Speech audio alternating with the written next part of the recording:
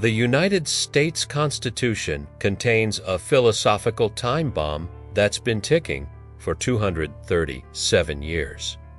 Most Americans don't know it exists, but it's the reason every major political crisis feels unsolvable.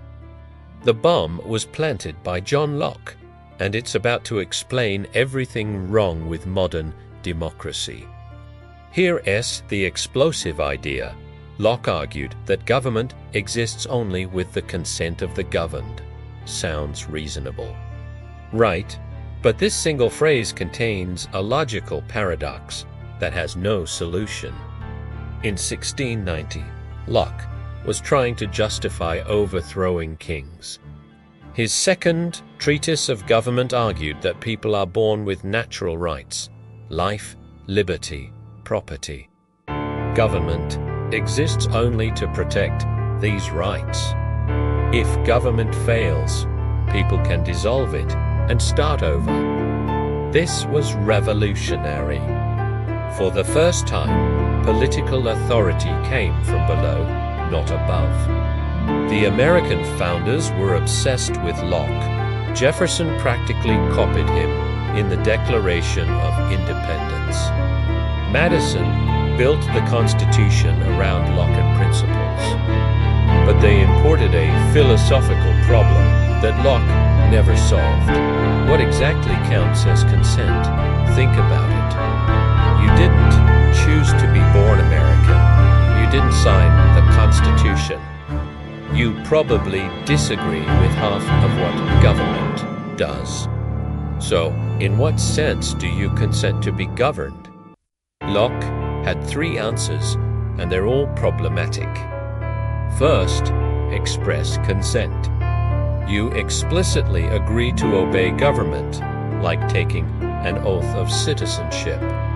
But most people never do this. Are they not bound by law?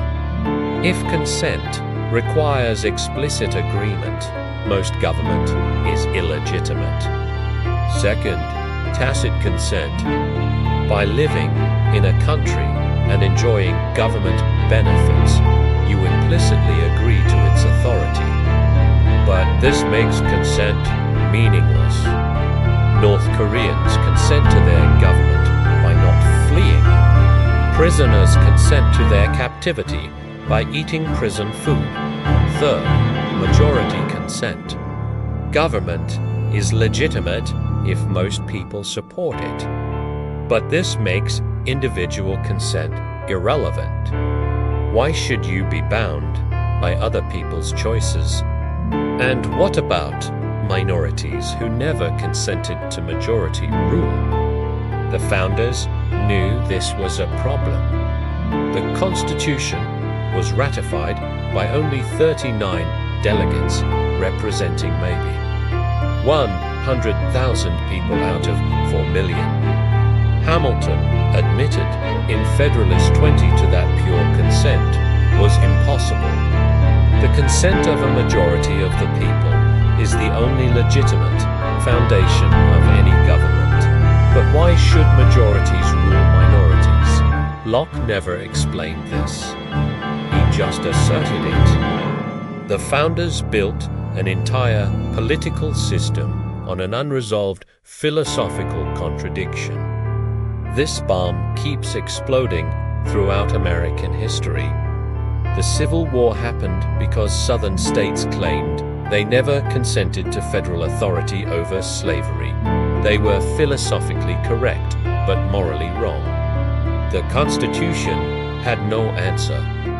During Prohibition, millions of Americans ignored alcohol laws they never consented to. The government enforced them anyway. Who was right?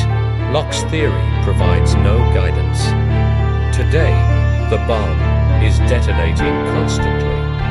Red states claim they never consented to federal health care mandates. Blue states claim they never consented to federal immigration enforcement. Both sides invoke Lockean principles. Both are correct within Locke's framework.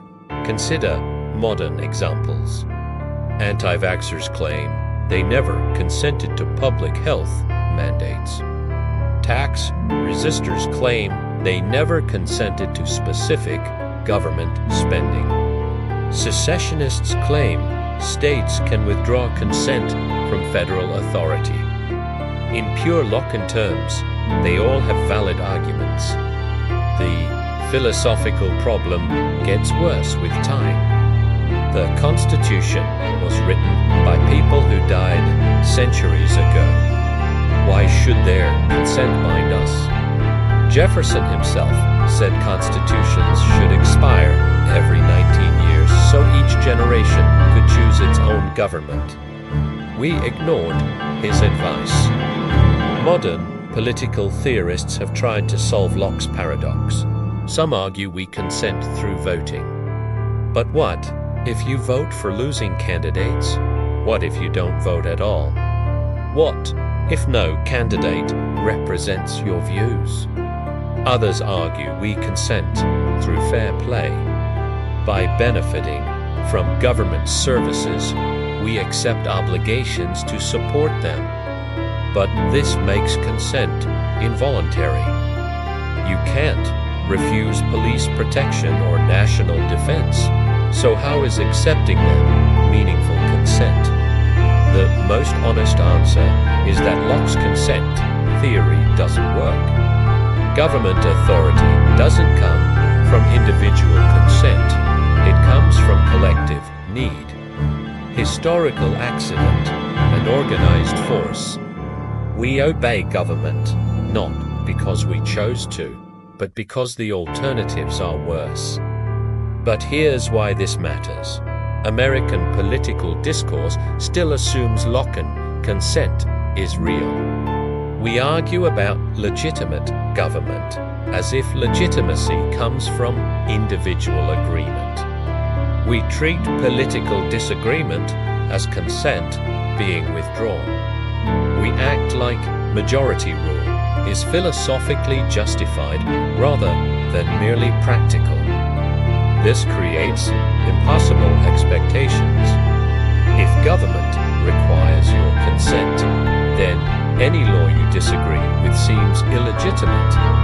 If democracy requires majority consent, then minorities feel oppressed. If constitutions require unanimous consent, then government becomes impossible. The bomb Locke planted isn't going to stop exploding.